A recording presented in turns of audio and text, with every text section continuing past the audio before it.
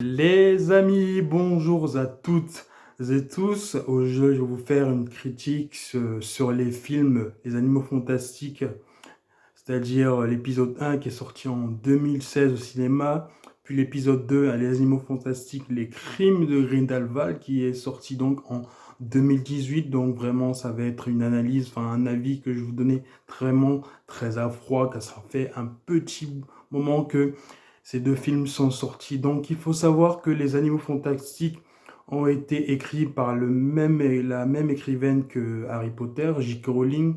Ça se passe dans le même univers que Harry Potter, mais 60 ans avant la naissance de Harry Potter, donc c'est-à-dire dans les années 1920, donc 1926 plus précisément.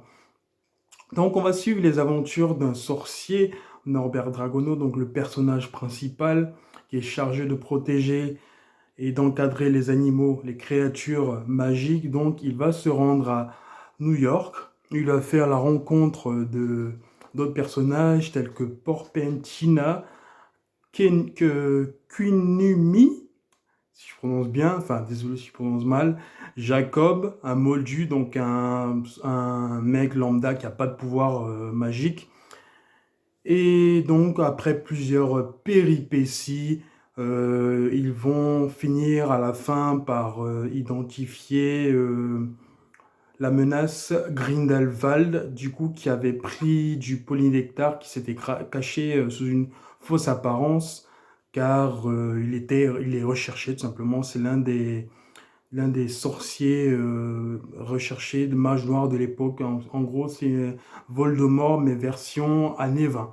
Voilà, Grindelwald. Pour ceux qui connaissent vraiment l'univers d'Harry Potter, bon, quand je parle de Grindelwald, ils savent de qui je parle. Le scénario de ce film a été bien écrit par J.K. Rowling, mais la réalisation a été faite par David Yates, donc David Yates qui a réalisé les Harry Potter 5, 6, 7, partie 1 et 2. Donc vraiment, j'ai vraiment beaucoup apprécié le décor, la musique, la magie, la sensibilité du personnage principal Norbert Dragono, timide à la fois et perturbé un petit peu, personnage un peu pas commun. Un top film, vraiment un top film. Ça joue beaucoup sur le côté nostalgique. Bon, vraiment, pour ceux et celles comme moi bah, qui ont découvert Harry Potter depuis l'adolescence ou l'enfance, vraiment vont se retrouver dans cet univers-là, mais autrement, vont découvrir cet univers-là encore autrement. C'est ça qui est génial, vraiment.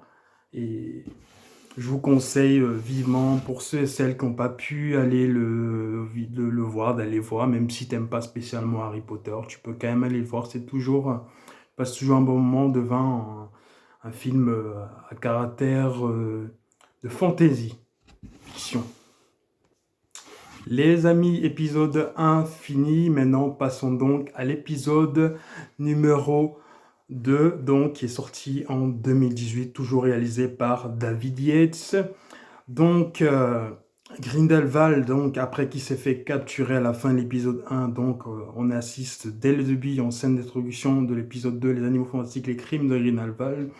On assiste à l'évasion, du coup, de prison de Grindelwald.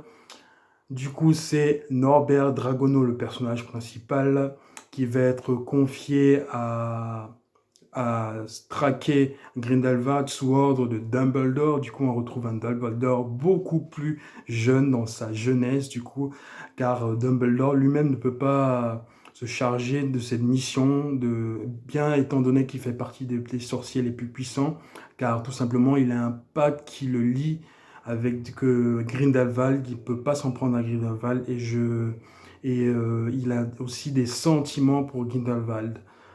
Voilà les amis. L'un des points principaux de l'intrigue dans cet épisode 2, c'est que vraiment Grindelwald représente une grosse menace pour le monde, car son but c'est un peu la style de Voldemort, il veut éliminer toutes les personnes qui ne sont pas sorciers, et donc mettre dans son clan toutes les personnes magiques, sorciers du coup, et balayer les autres en gros, on nous fait un peu façon Reich, Troisième Reich, elle est hitlérienne, enfin, tu vois, ouais, où je veux en venir.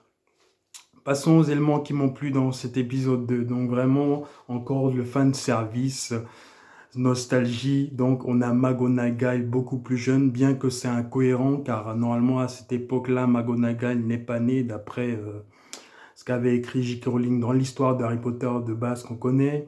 On a Nagini, on découvre Nagini avant qu'elle devienne un serpent, car Nagini de base c'est un humain, mais un humain qui est destiné en gros à se transformer en serpent. Du coup, ça fait que quand elle se transforme en serpent, elle ne peut plus reprendre une forme humaine.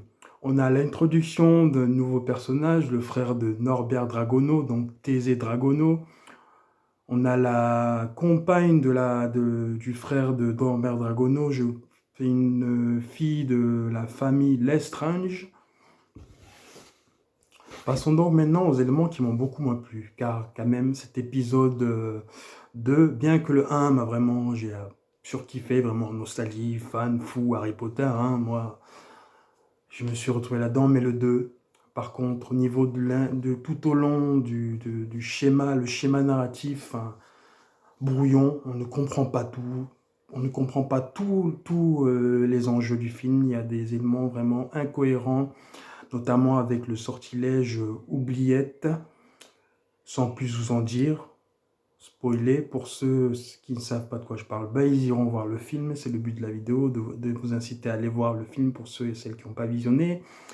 Qu'est-ce que j'ai d'autre à dire? Donc vraiment, brouillon, on ne comprend pas là vraiment la fin, mais bon, pour finir les amis, n'empêche que c'est quand même sympathique qu'ils ont pu faire ça, refaire un univers de Harry Potter, adapter un univers de Harry Potter au cinéma. Voilà mes petits sorciers, c'était tout pour aujourd'hui. Sortez vos petites baguettes magiques et allez visionner les animaux fantastiques. J'espère que ça vous aura plu. J'ai essayé de faire au mieux. Partagez, likez, abonnez-vous et restez bien chez vous. Ciao!